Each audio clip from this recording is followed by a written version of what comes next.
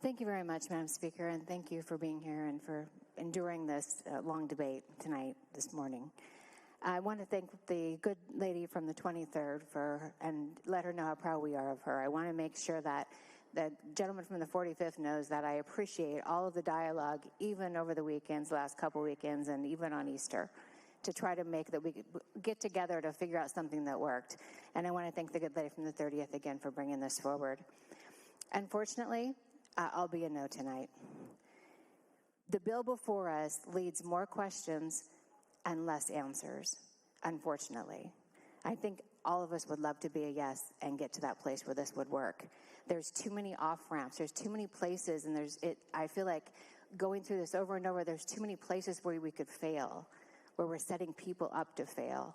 If you don't want to stay in treatment, you don't have to. You can leave, and maybe the judge is going to give you 3 days. I just feel like it's about accountability, and we had a great accountability product that was agreed upon with three corners on the other chamber. That striker there was something that I think that we found that we could work with. We had law enforcement. We had everything that we needed, and it's frustrating that's not here tonight.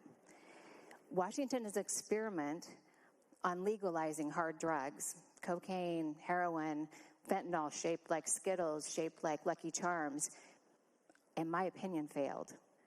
We've had 2 years of seeing more and more people on the sidewalk, many with a heroin needle in their arm.